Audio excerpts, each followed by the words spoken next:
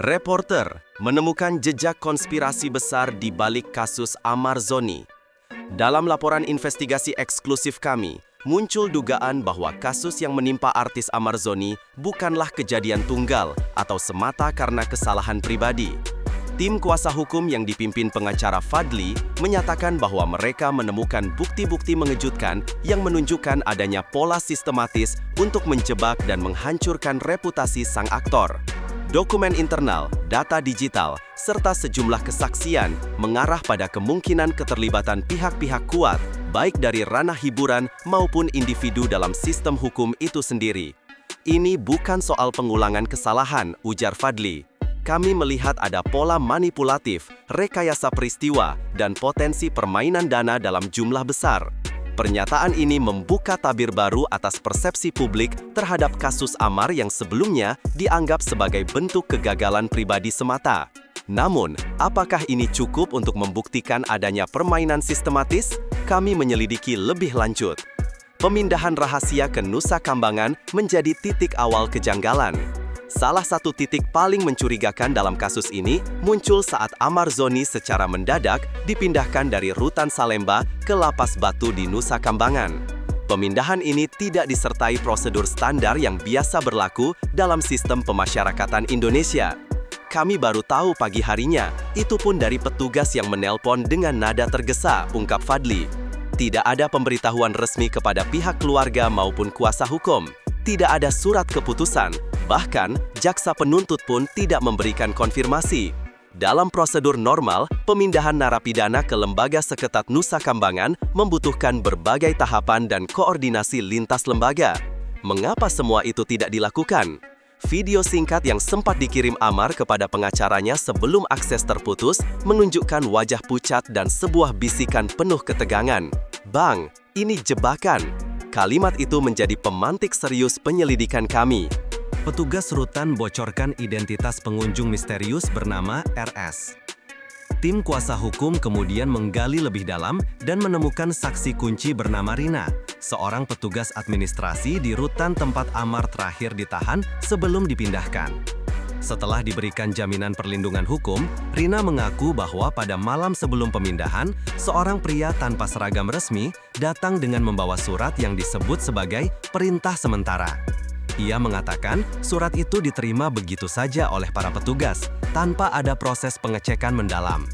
Yang mengejutkan, Rina juga menyebut bahwa beberapa hari sebelumnya, Amar menerima kunjungan dari seseorang yang menggunakan nama alias RS.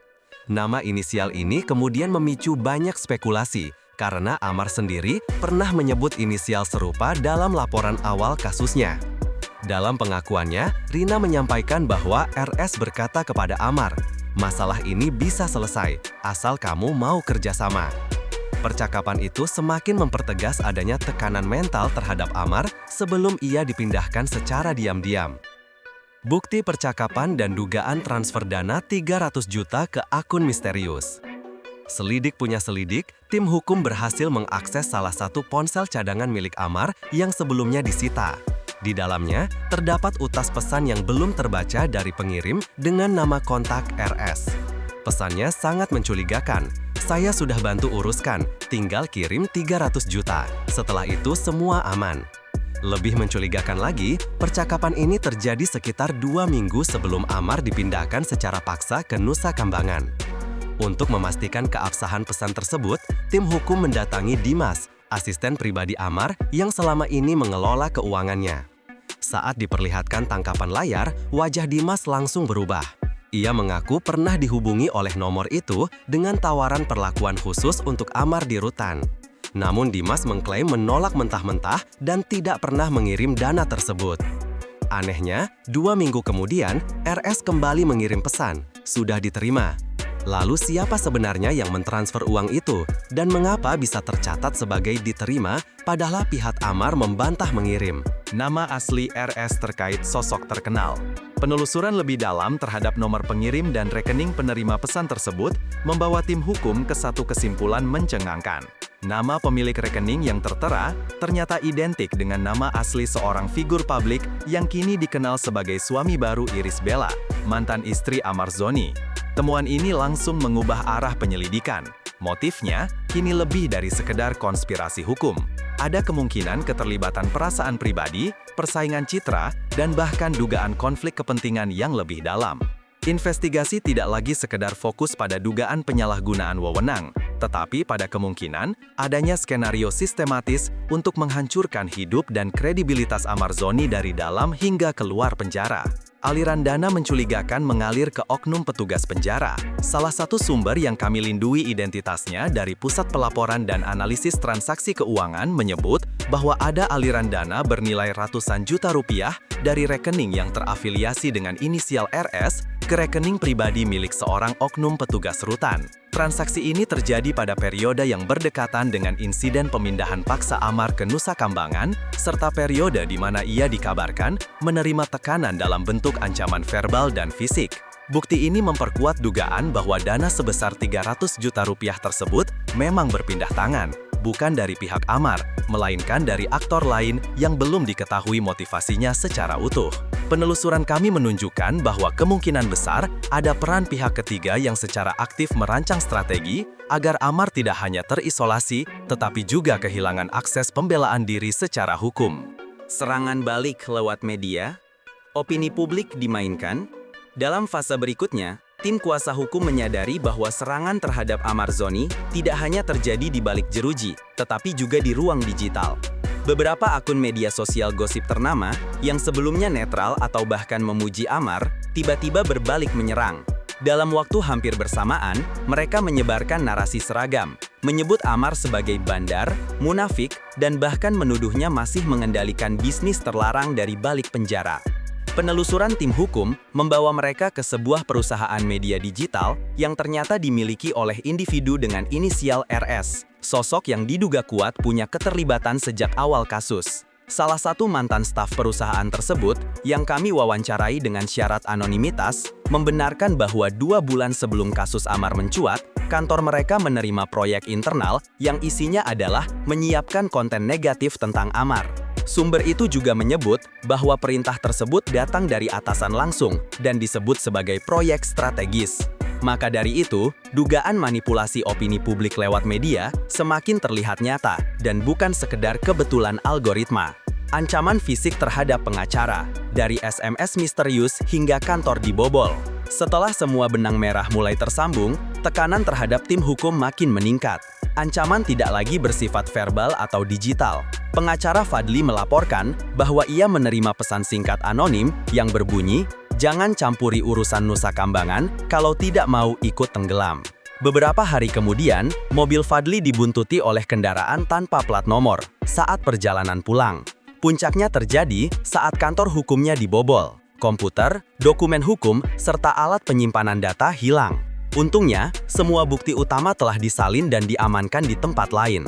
Tekanan psikologis dan ancaman fisik yang sistematis ini menunjukkan bahwa pihak-pihak tertentu benar-benar ingin memutus upaya investigasi sebelum bukti menyebar luas.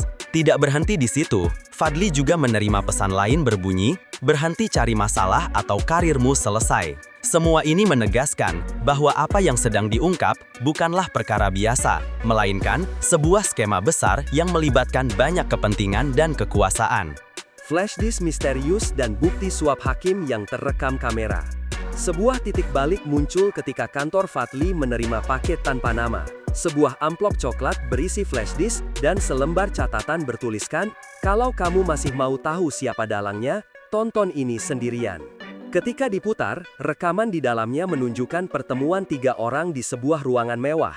2 di antaranya dikenali oleh Fadli, RS, dan seorang pengusaha berinisial F. Mereka tampak sedang membahas strategi mengunci peluang pembelaan Amarzoni dalam persidangan. RS terdengar berkata, "Kita pastikan dia nggak punya kesempatan bicara. Kalau perlu, pengacaranya juga dibuat sibuk dengan tuduhan baru." Lalu pengusaha F menimpali, "Uang sudah jalan, hakimnya sudah dikasih tanda." Video berdurasi 10 menit ini merekam bukti eksplisit adanya perencanaan manipulasi persidangan. Rekaman ini akhirnya menjadi bom waktu dalam strategi tim hukum Amar dan kemudian diserahkan ke lembaga anti korupsi. KPK dan Komisi Yudisial umumkan tersangka. RS jadi fokus nasional. Langkah besar pun diambil oleh Komisi Pemberantasan Korupsi, dan Komisi Yudisial setelah melakukan verifikasi data digital serta pemeriksaan saksi-saksi kunci.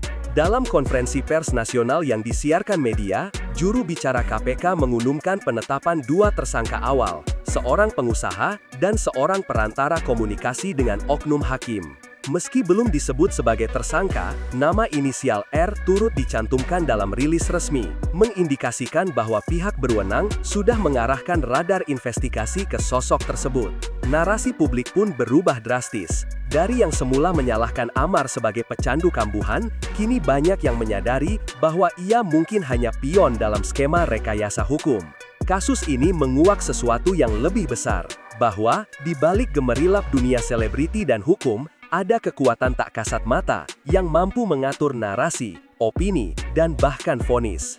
Kisah Amar Zoni bukan lagi sekadar cerita pribadi, tetapi cerminan dari bagaimana keadilan bisa dikendalikan oleh permainan kuasa.